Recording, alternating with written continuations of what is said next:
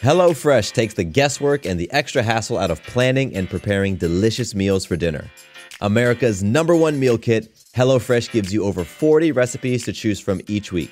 And then your farm-fresh, pre-portioned seasonal ingredients arrive at your doorstep with simple instructions to help you feel like the master chef of your kitchen.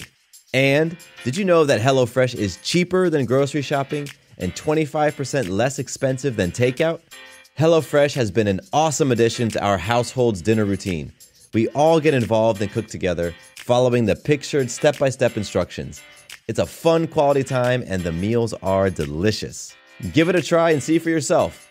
Go to HelloFresh.com/50havingitall and use code 50havingitall for 50% off plus free shipping.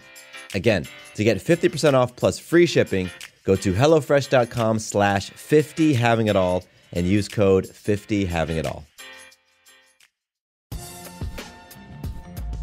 Welcome to the Having It All podcast, the show about what it takes to live an abundant, loving life. My name is Matthew Bivens, and each week I'm helping you get out of your head so that you can truly have it all. Let's do it. What's going on, everybody? Matthew Bivens here, and thank you again for joining me for another episode of the Having It All podcast.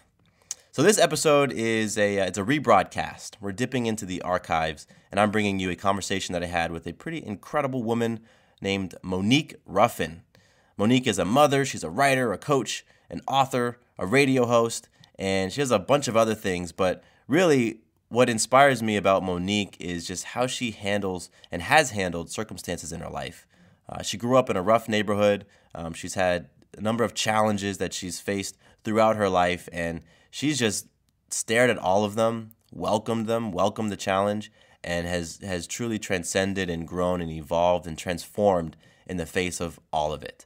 You know, in the episode, you're going to hear her heart, her authenticity, her courage, her vulnerability. I mean, Monique keeps it real. So I'm bringing this to you all because if you are a new listener to the show, then you probably haven't heard this awesome conversation that I'm having with Monique. So I definitely want you to hear it. So that's what you are about to listen to. But first, I want to let you know real quick that I am actually the host of another podcast. It's called Doing It at Home. It's all about home birth and natural pregnancy, natural parenting. And I host the show with my amazing wife, Sarah. And so a little bit about us, a little bit about our journey into parenthood. We decided to go the home birth route. And so baby Maya was born just over 6 months ago at our home. She was actually born right in our master bedroom.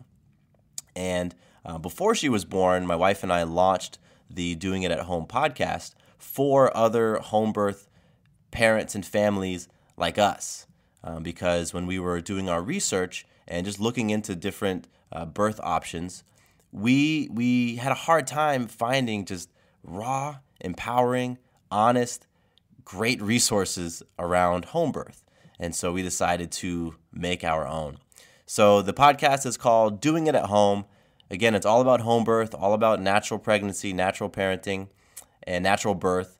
And we do two things on the show. We talk to home birth moms and families, and they share their stories. So half the episodes are all about hearing birth stories, and the other half is Sarah and I talking about all different types of pregnancy, birth, and parenting topics. So it really runs the gamut. You know me, so it gets raw, it gets real. For instance, our most popular episodes are our sex episodes, sex while pregnant and postpartum sex. So check it out. The show is Doing It at Home.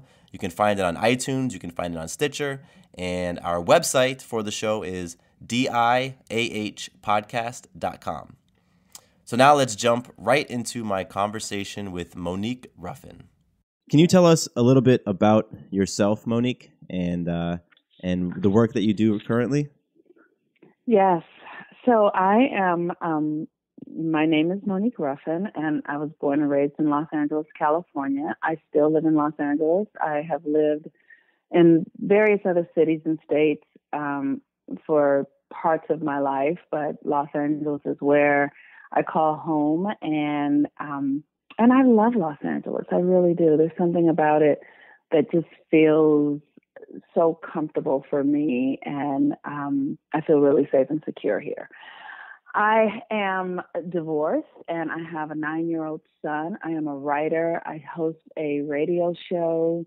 I do life coaching, and more than anything, I am a consistent, dedicated seeker of openings is what I really like to say. Like, I love openings. And so I am constantly looking for the place that is open for me to figure out if my energy is either big enough or small enough, or my body can squeeze into that opening and onto the other side to see what else is possible. I love possibilities, and I love newness, and I am eternally curious. And so that is how my life is for me.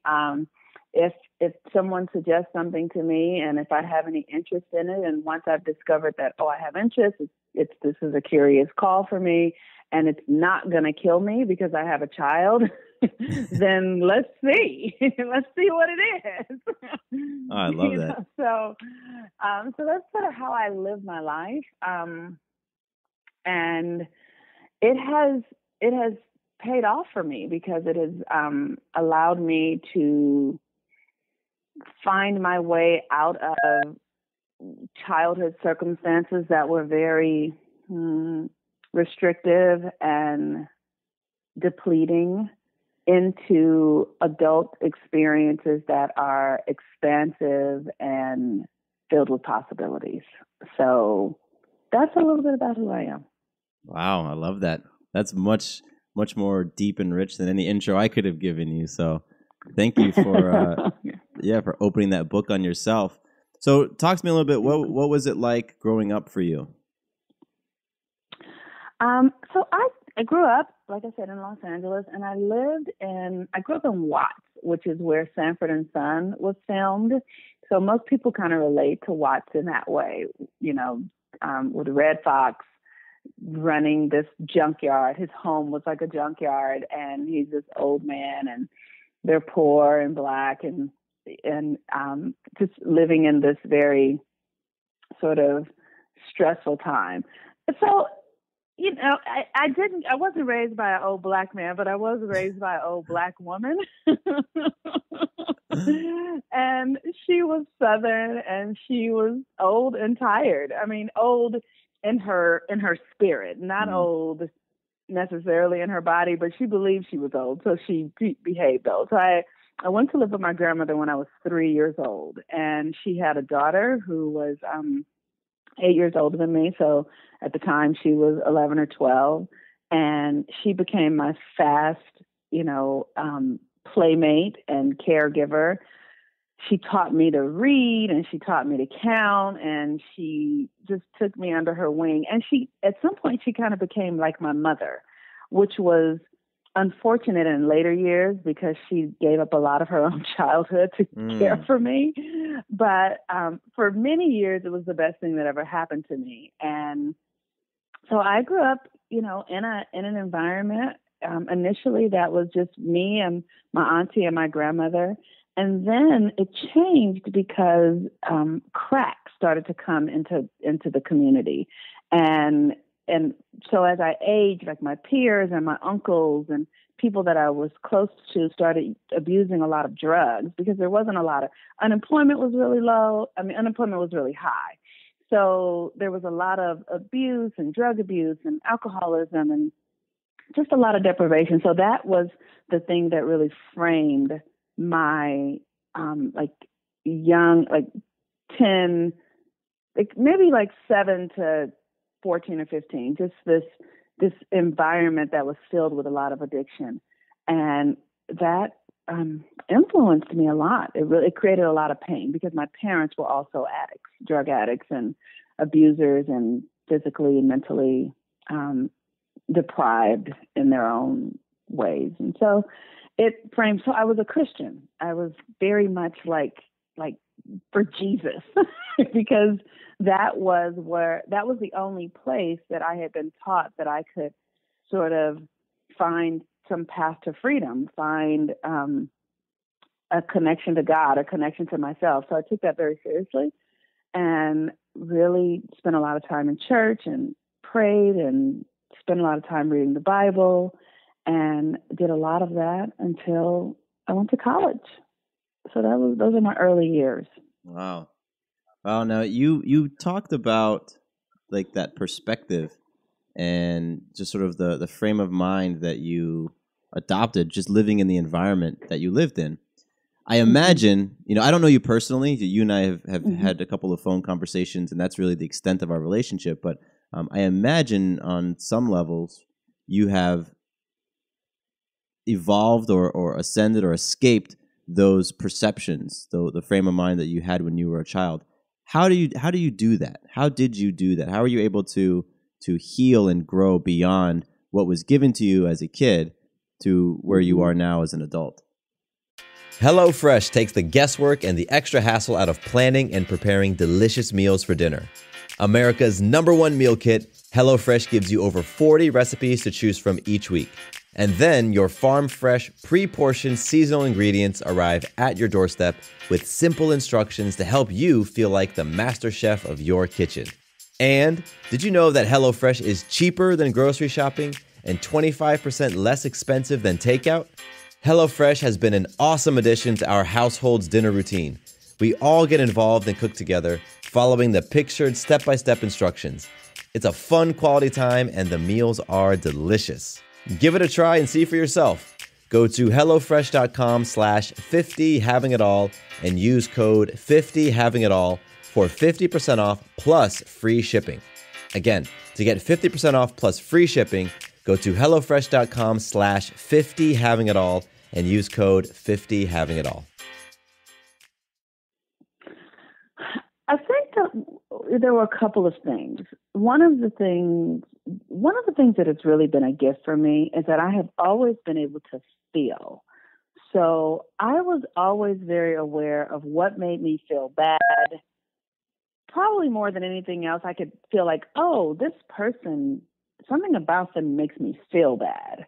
Or I feel neutral in this experience. I don't feel bad, or I feel scared here. So I always had access to my senses, basically. And pain was a huge influencer for me. So, being in the company of my mother when she was drunk was painful and scary. And I was aware of that. And that influenced me. It influenced me to try to get away from the pain, try to escape the thing that was making me, that I was afraid of.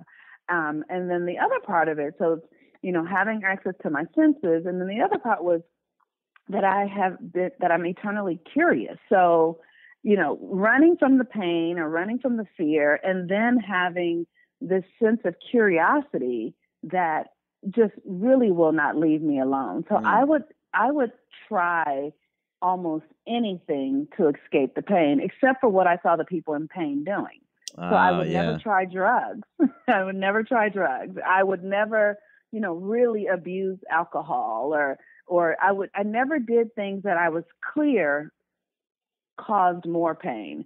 So for a little while I may have, been irresponsible in relationships with boys because I didn't make the connection. And it's really difficult when you're a young girl to manage your hormones and the desire that, science implants inside of you to procreate. So it took me a while to get that, oh, this is going to cause pain. So once I got that, which was when I was about 20, I was like, oh, so I don't want to use drugs. I don't want to abuse alcohol. And I want to be very mindful about my relationships with men and boys.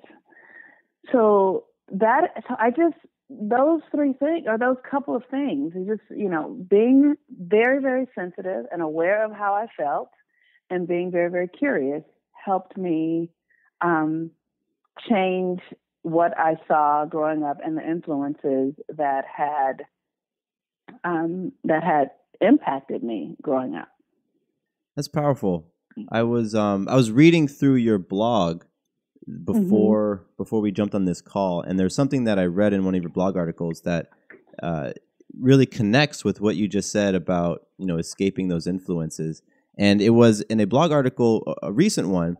There was about the Gap ad, with the that caused a lot of controversy. Some people thought it was racist, and yes, I'll put a link to that article of yours in the show notes for this episode. So if anyone wants to read Monique's article, it's a great article. But what stuck out to me and why I'm bringing it up now is a line that I pulled from your article that I actually want to read to you. And the line is, and now again for those listening out there, go and read the article to get the full context of this. But you wrote, "We see with eyes of racism, otherness, and privilege due to our inability to heal what has created these broken perceptions." And you were talking about that in the article, that when folks saw the article, they immediately thought of racism, but that's because the eyes they were viewing the article with it was through a lens of racism and otherness and privilege. Yeah. And so I'm bringing this up because it goes back into what you experienced as a young child and the lenses that you picked up from those experiences, and how you could have gone through the rest of your life wearing those lenses, but you were intentional about your healing, maybe more so later in life than you were earlier. But you just mentioned how you healed through being in touch with your emotions and being curious. And I wanted to make that connection because I think that is incredibly important and powerful, that we see life as we are, not truly as it is. Correct. And I just love that you wrote about that in the article, and then you were sharing that in reference to your story now. Thank you for making that connection. Yeah, connections are everywhere, right? Yes, they are. And it's self-knowledge is everything. Like, everybody is wired differently, and not everybody can feel things the way I feel things, but then I don't have necessarily maybe the intellect that someone else has. But however we filter the world, it's to our advantage to learn where we filter our information through. I filter my information through my senses. I am a sensory person. I listen better than I read. I feel better than anything else. So if we understand ourselves, then we can understand what influences us, and then we can learn to sort of navigate the world like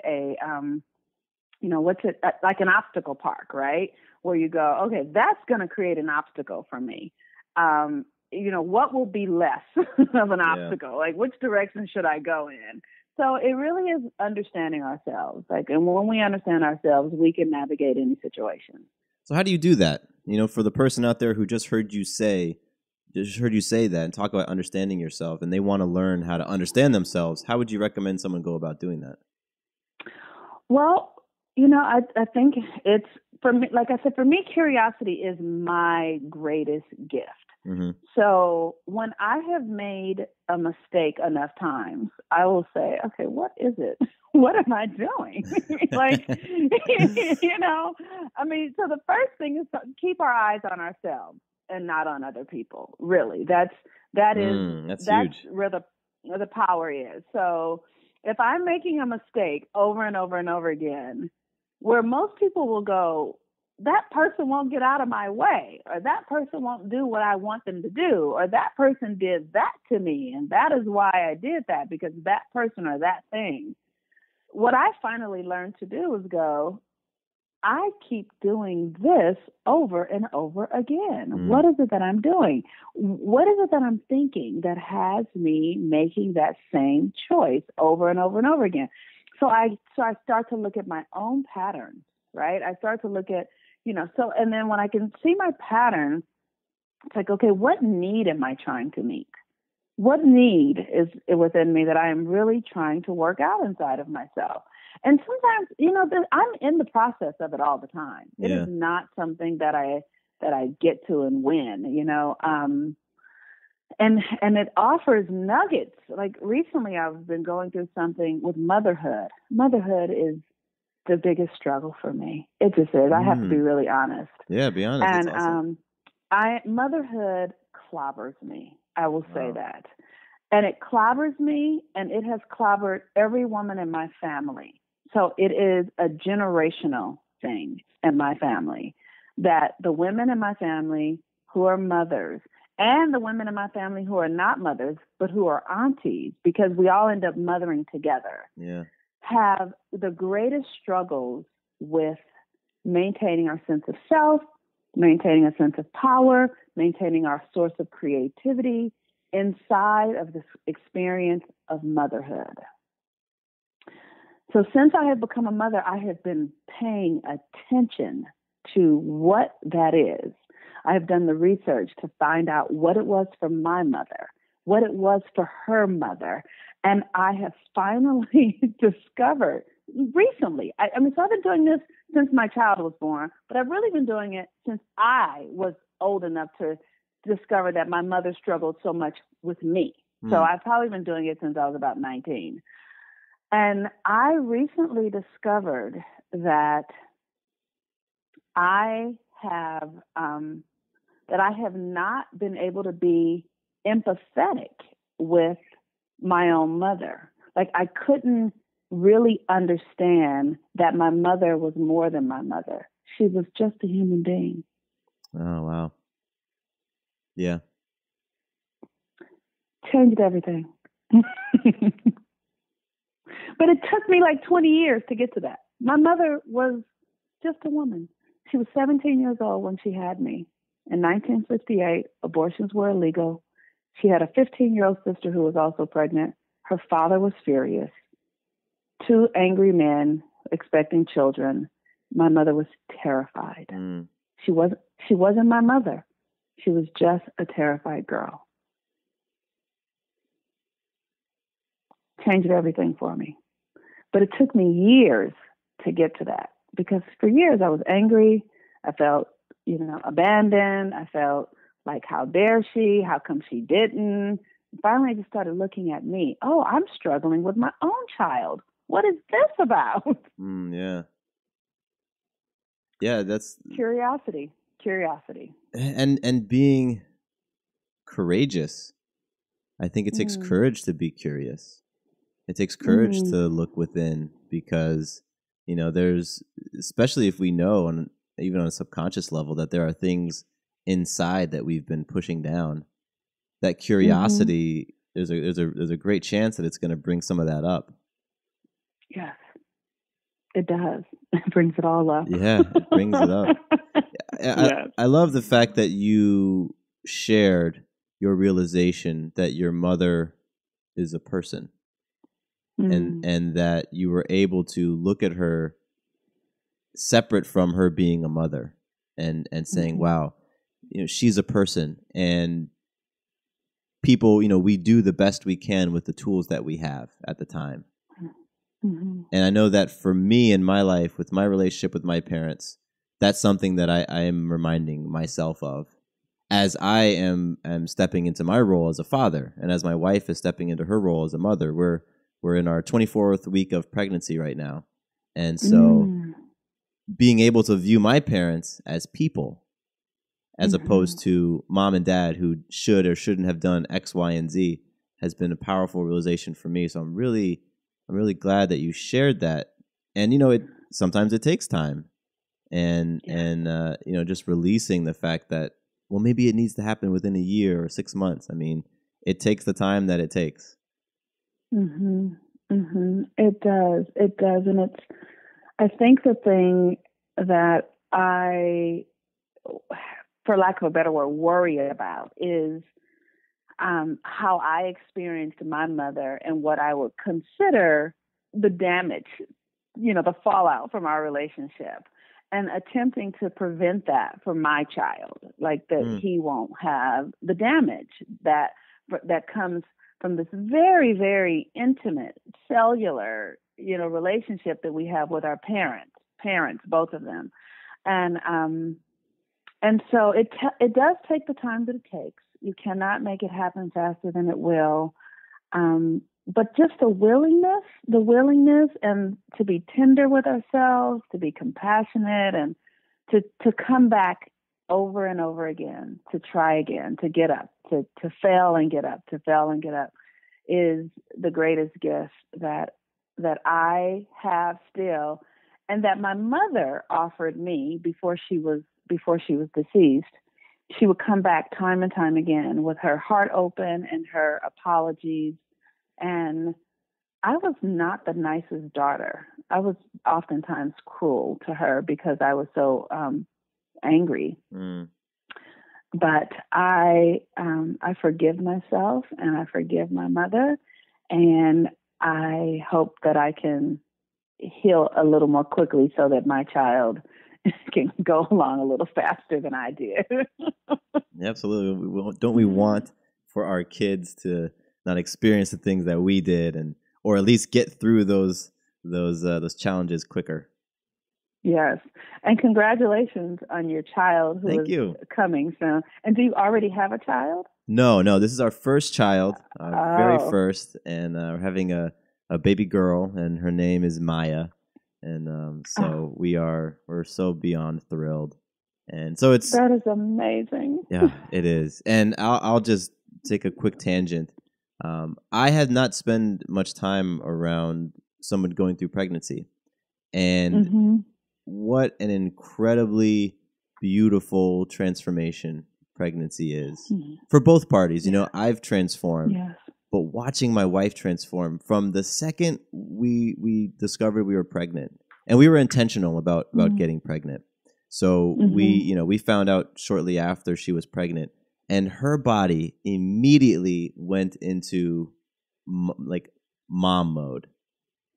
And the changes, the physical changes that happened, the chemical changes, it blew my mind. And it still blows my mind today, just to see how incredible women are and how perfect women's bodies are for being moms. It's I have no words.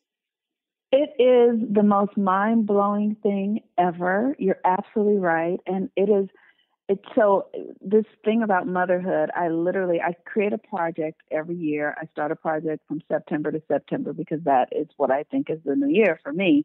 And my project this year was with motherhood. So the universe is so perfect and kind and sweet and divine that I always end up having conversations and experiences where I see motherhood on display. So even now, this podcast has become something about motherhood. Yeah. And you are watching, this experience. You're watching yourself become a father. You're watching your wife's body change and grow, and this baby develop inside of her. And the body is so perfectly formed, like the organs actually move out of the way for the baby to grow. And the thing that I love about conception is that egg that is seated waiting to be fertilized, that egg sits there.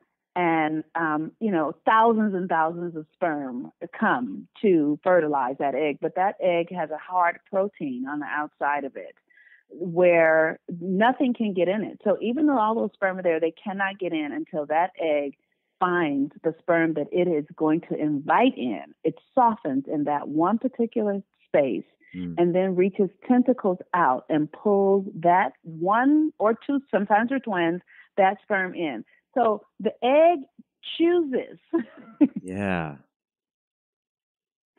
It chooses, which is the feminine principle in and of itself. That, the creative principle, the principle of choice, the principle of expansion is feminine in nature. And so I'm in awe. It just blows my mind. Yeah, it has. And we're doing a home birth. And my wife wants to be, completely natural, and just the surrender that we have to the process, to the birthing process, has been phenomenal. Because I think initially we did have fears, when we were kind of looking at our options of home birth, birthing center, hospital birth. There were fears around going the home birth route. And going, this links right back to our earlier conversation about those perceptions that we have. I was looking at birth through a lens of fear and a lens of what if XYZ happens, with the expectation of trauma. And once I was able to take that lens off, take those glasses off, and put on a different pair, my attitude, my excitement, and my surrender towards home birth and natural birth, it was there. And that for me was pretty powerful, experiencing that for myself, going from a place of fear to a place of love when it comes to this most amazing, beautiful experience of, bringing a child into the world. That is so, so powerful that you are going to have an incredible, so you're going to have a doula or a midwife, or yes, just the two of you. Okay. We're going to have a midwife, and we have a community here in Atlanta that we are a part of. We've helped to create, where a number of the couples there have had home births. And so we'll have some members of the community here with us, supporting, bringing their loving energy into our home to welcome baby Maya. And so it's going to be an incredible experience. And I'm very excited just to experience that itself, just the home birth itself. And then, of course, all the magic that comes with having a wonderful child here. So, yes. Well, pregnancy is an incredibly magical time, as you probably already know. Yeah. But when I was pregnant, I actually experienced magic. Like, I could think about things. Like, I could stand under a cabinet and think, oh gosh, I need that cabinet to open. Like, I didn't even know that I had that kind of magic at first. Wow. And then, like, cabinets would pop open. Like, things would just, like, happen. Like, I know it sounds so crazy, but I was there, so it actually did happen. It's like, I have the most mystical experience because the energy is so high. Yeah, the energy is so high. So you really can, if you have any tendency toward magic already, if you're pregnant, like, it's even more, it's amplified. Oh, I believe it. I believe it. There are things happening with my wife Sarah, and the energy that I don't understand, and I simply surrender to. And I say, okay, there is something divine happening, and I am blessed to be witness to it. And I'm not going to try to pin it down or label it. I'm just going to experience it. That's amazing. Now, what's your son's name?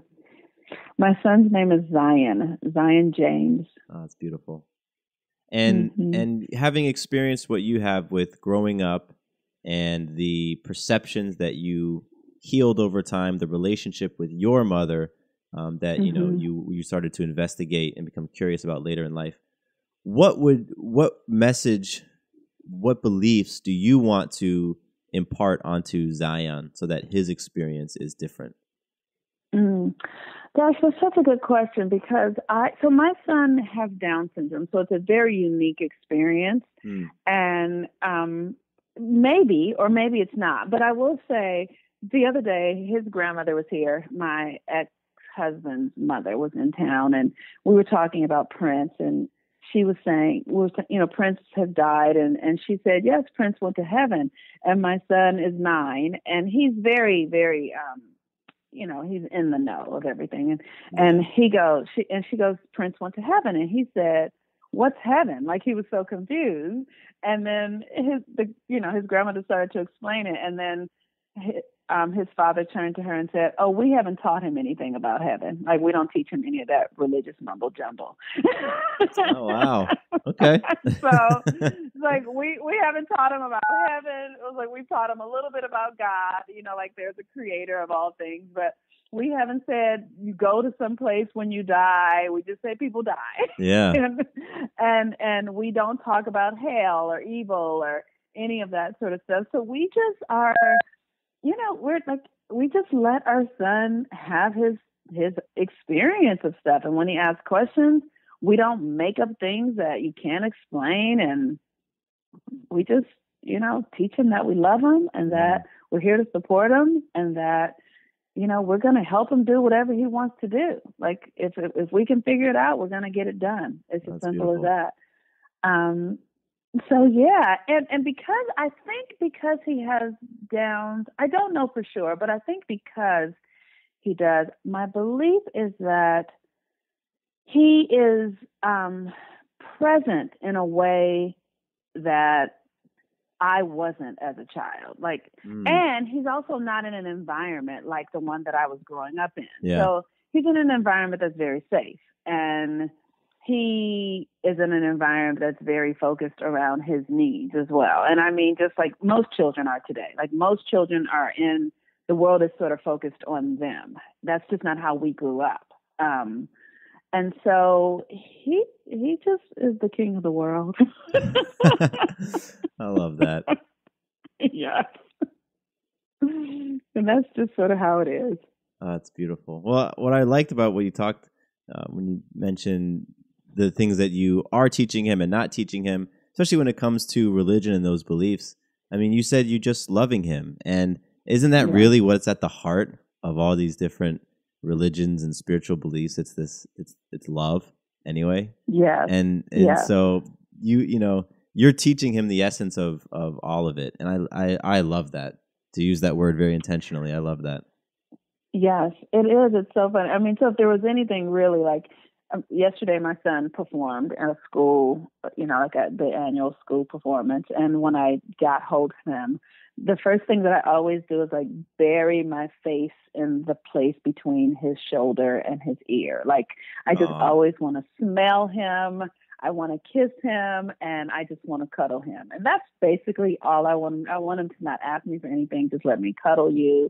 And so if anything, I think he's learning that my mother is, like overly affectionate, and I wish she would leave me alone. Oh, that's too funny. Now, what has he taught you? I'm sure he's taught you so many things, but what stands out most that he has taught you over the last 9 years? Wow. I think that he has taught me that children are really watching us. Really, they really are paying attention to us in a way that you just aren't aware of as an adult because you're too out of your freaking body. You're too in your head with what needs to get done. And so my son pays attention to everything, even when it seems like he's not. And it just freaks me out. Like it really does. Like he's listening to every word I say. He's paying attention to the style of my hair. He notices if I'm happy or if I'm sad. He's watching to see if I'm watching him.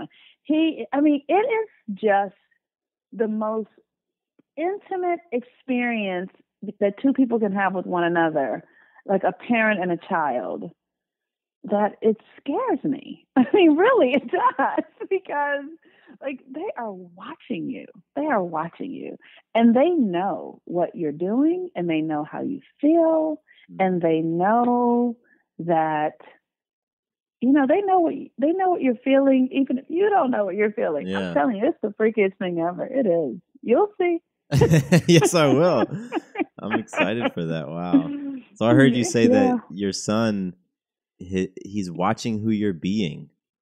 Yeah. He's watching who you're being. And he's very present.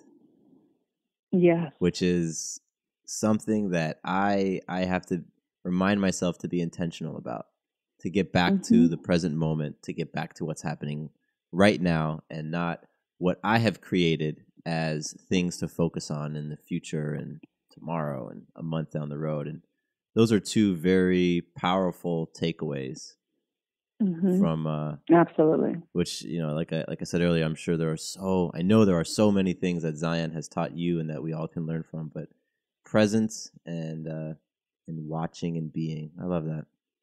Yeah, it's the truth. It is. And it's like I said, it's odd. Like he can be in another room and I'll get up to go do something and he will hear the steps of my feet that I don't even hear. And he will from the other room say, "Where are you going?" Wow. Yeah. I mean, it's that. Yeah. And so there's something about it that's really comforting. Yeah. And then there's something about it that's really invasive. Oh. Yeah, it's like, come on, dude, stop it. Like, let me walk around the house. I love how it's just it's on both sides of the spectrum. Yeah. Because that's how life is. We talked about earlier when we hopped on this call. You were having one of those days, and the pendulum had swung to that side of the spectrum, and hopefully by the end of this call, or the end of tonight, or the end of the week, it'll swing to the other side of the spectrum for you. And so it's just, and then we roll with all of it. Yes, we do. We roll with all of it, and hopefully we can, find ourselves in it, whatever end of the spectrum we're on, that we can at least find presence with ourselves. And that has been one of the biggest lessons that I am learning lately, like how to be with myself, Yeah. in the midst of whatever is going on. Can I check in with myself and ask myself, are you okay? Do you need anything? Are you okay? Or how are you? Or whatever it is, it's like really being able to be with myself, like present, like out of my head, out of what the needs are of other people, and present to my own self. I was reading again on your blog, and I don't remember the title of this article, but it was, I think, something to the tune of the most important question to ask with your family. But the topic of the article was, you were having your son was acting up in school, and your teachers were telling you and your son's father that he was doing X, Y, and Z, and you all sat down with him and had a conversation, and your son's father asked him, "How do you feel?" And that is a profound question. Yeah, that is a profound question, and you in the context of the article, which I'll link to that article as well. You pointed out the father asking his son how he felt, because with men in particular, tapping into your feeling and even acknowledging that we have feelings is something that a lot of men are not taught. You're taught to man up, and man up means drop your emotions, drop your feelings. But it was profound that Zion's father asked him, "How do you feel?" And what you just shared is that you take time to ask yourself, "How do you feel? And what do I need?" And that is so, so important, because we don't always have a person in our lives to ask us how we feel. And so if other people aren't asking and we're not asking, then our feelings are never being addressed. And so, and then our needs are also never being addressed. Yes. Because you know what you need, because for me, I feel into it. I feel like, oh, I need to eat. I need to get some rest. I need to be held. I need to be alone. I need to be connected. I need all of that. All that comes from that. Absolutely. Wonderful. Well, Monique, I have appreciated every moment of this call. This has been more than I expected. I try not to come into these calls with expectations, but you and I had the pleasure of talking briefly before, so I kind of had an idea as to where this would go, but it went in a totally different direction, and I absolutely have loved every moment of it. And I have one final question for you, and this is a question that I ask everyone on the podcast. Okay. I'm ready. Yeah, okay, awesome. So what does having it all mean for you in your life? Wow, that's a tough question in a way, because I think I've listened over the years to all the talk shows where they say, as a woman, you don't get to have it all. I've heard that so much. So if I was going to really check in with myself, and the honest answer is, what would having it all mean for me? I believe having it all would mean that I that I actually know what is important to me, and that I have the courage to go for that or to be that. Does that make sense? It does. It does. So Yeah. if I'm understanding, you have been curious enough to investigate and to deep dive into yourself to find out what it is that truly lights you up, what's truly important, what you truly value.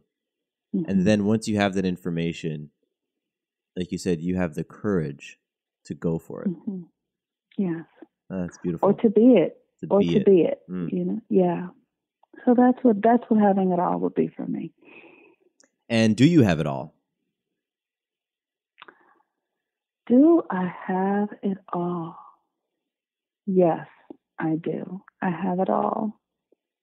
I do. Thank you for asking me that. Oh, you're very welcome. Mm-hmm. Well, Monique, I want to say thank you for having this conversation with me and for being so open and just so loving with your stories and your wisdom and your insights, and for making it through the early parts of this where we tried to connect and it didn't happen and we got back on the phone, and bearing with me and all that. And I want to give you a chance to share, if people want to learn more about you, read some of your blog posts, perhaps listen to your radio show, where can they go to find out information about you? Great. Thank you so much. So I'm currently building a website at Monique Ruffin. It's just Monique, my first and last name, MoniqueRuffin.com. I have a podcast at 12radio.com. And you would just go on demand there, Monique Ruffin, and you could find all of my interviews and shows that I've done with really incredible guests. I have written at the Huffington Post, and I write at mom.me.